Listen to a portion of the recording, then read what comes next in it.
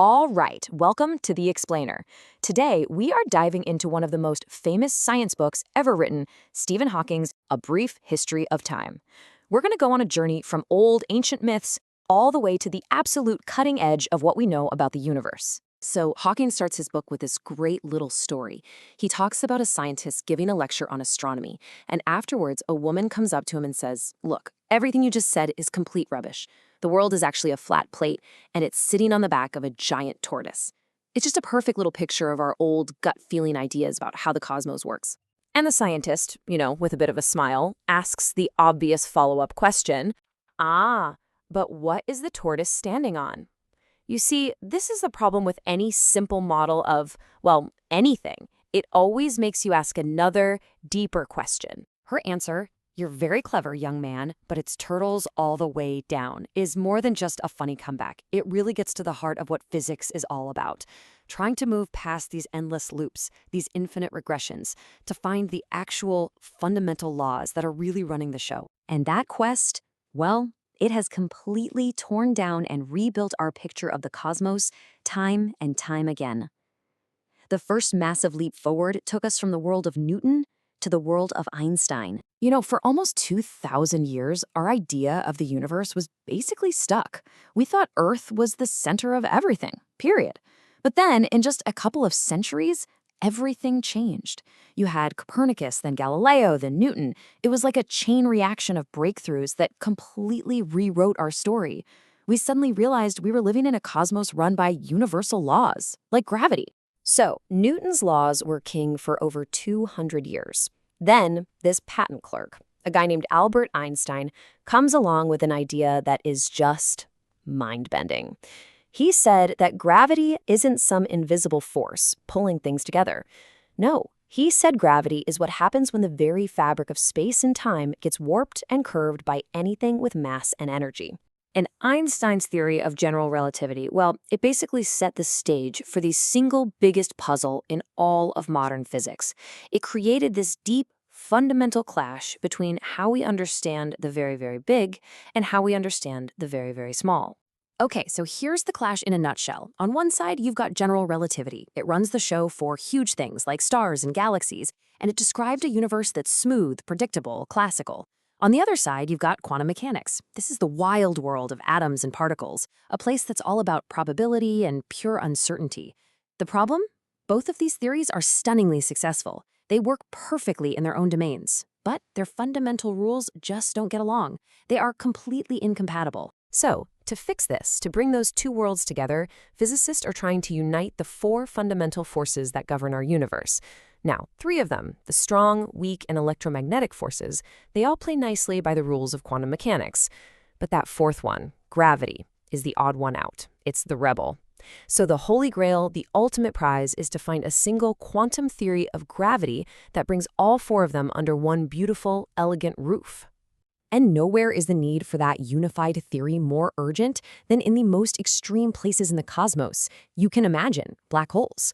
These are the cosmic arenas where our current theories are pushed to their absolute breaking point. Believe it or not, the idea of a black hole has been around since the 18th century.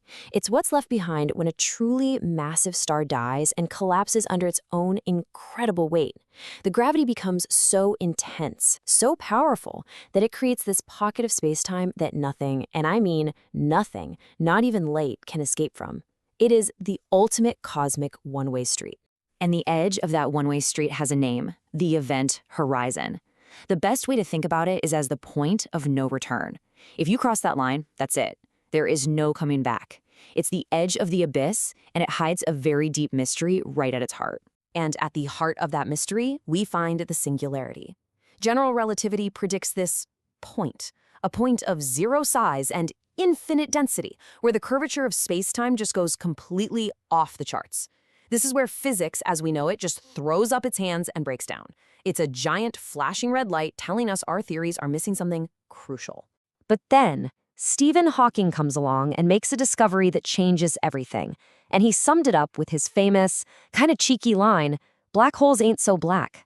He realized they aren't the perfect, eternal cosmic prisons that everyone thought they were. So, by brilliantly blending quantum mechanics and general relativity, Hawking figured out that the empty space right at the edge of a black hole is actually fizzing with energy, with pairs of virtual particles that pop into and out of existence. Now, every once in a while, one of these particles falls into the black hole, but its partner escapes out into space. To someone watching from far away, that stream of escaping particles looks like the black hole is faintly glowing, like it's emitting radiation.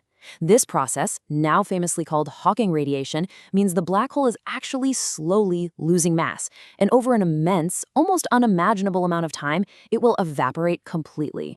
And this same groundbreaking mix of theories led Hawking to an even more radical idea. Not about how things end, but about the very beginning of the universe itself. So the classical view of the Big Bang always starts with a singularity, right? That same point where physics fails us, leaving that impossible question, what came before? But Hawking's no-boundary proposal offers a totally different quantum view. It says the universe is finite in time, yes, but it has no initial boundary, no starting edge, no single moment of creation. In this view, the universe simply is. And this connects to a really deep idea called the anthropic principle. In a self-contained universe, the reason we happen to see laws of physics that are so perfectly tuned for life to exist is, well, pretty simple. If they were any different, we wouldn't be around to observe them in the first place. As Hawking famously put it, we see the universe the way it is because we exist. And all of this leads us to the final, profound conclusion of Hawking's work, which really tackles the ultimate question about our universe and our place inside of it. You see, for as long as we thought the universe had a definite beginning, a singular moment of creation, it was pretty natural to assume there must have been a creator, someone or something to light the fuse and set the whole thing in motion. But this no-boundary idea really challenges that notion. As Hawking himself asked, if the universe is completely self-contained, having no boundary or edge, it would have neither beginning nor end. It would simply be. What place, then, for a creator? It suggests a universe that just doesn't need an external cause to exist. This incredible quest for a complete, self-contained theory of everything is what Hawking saw as our greatest challenge. And he ended his book with this powerful, unforgettable thought. If we find the answer to that, it would be the ultimate triumph of human reason, for then we would know the mind of God. A truly perfect and provocative end to this enduring search for our place in the cosmos.